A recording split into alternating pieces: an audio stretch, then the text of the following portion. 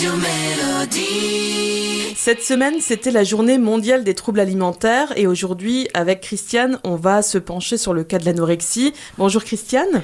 Bonjour Vanessa, bonjour tout le monde. Alors déjà pour commencer, comment on peut définir les troubles alimentaires ? Alors ce sont des perturbations souvent d'origine associées à des troubles psychologiques. Ces troubles alimentaires sont caractérisés par une obsession de la nourriture, du poids et de l'apparence. Cette obsession affecte négativement la santé et les relations et la vie quotidienne. Dans les troubles alimentaires, on évoque couramment l'anorexie et la boulimie. D'accord, donc on va se pencher un petit peu plus sur le cas de l'anorexie. Voilà, donc l'anorexie mentale est un trouble essentiellement féminin, apparaissant le plus souvent à l'adolescence et entraîne une privation alimentaire stricte et volontaire durant plusieurs mois, voire plusieurs années. Le diagnostic de l'anorexie fait référence à la façon de s'alimenter, restriction, éviction de certains aliments, refus carrément de s'alimenter, avec des phases boulimiques et à certaines pratiques provoquées comme des vomissements ou la prise de laxatifs par peur de grossir. Au poids et à la perception de soi, souvent un refus de reconnaître sa maigreur, la jeune fille a une perception erronée de son corps, associée à un problème d'estime de soi. Souvent avoir le sentiment d'avoir le contrôle de son corps, hantise de grossir. L'absence de règles depuis au moins 3 mois et un ralentissement de la croissance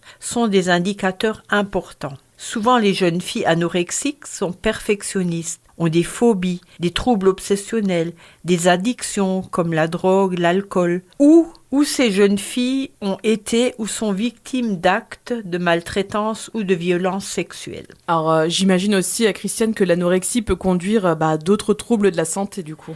Bah oui, quand on mange pas assez, comme l'anémie, une baisse du système immunitaire, une perte de cheveux, des problèmes rénaux et hépatiques, la constipation, des problèmes cardiaques, un risque accru d'ostéoporose, une usure dramatique des dents si elles se font vomir, vu de l'acidité des vomissements. Et comment elle est prise en charge, ce trouble ? Alors, cette prise en charge est plurielle, avant tout une prise en charge psychologique avec des thérapies comportementales et familiales, un traitement médicamenteux, souvent des psychotropes, quelquefois hormonales, notamment la gréline, l'hormone qui stimule l'appétit, peut être perturbée chez les personnes anorexiques. On rencontre également quelquefois, dans les cas de dénutrition sévère, une altération du microbiote qu'on appelle encore flore intestinale. Et quelquefois, l'équipe médicale a recours à des techniques de stimulation cérébrale, une stimulation magnétique transcrânienne. Et dans tous les cas, devant une anorexie,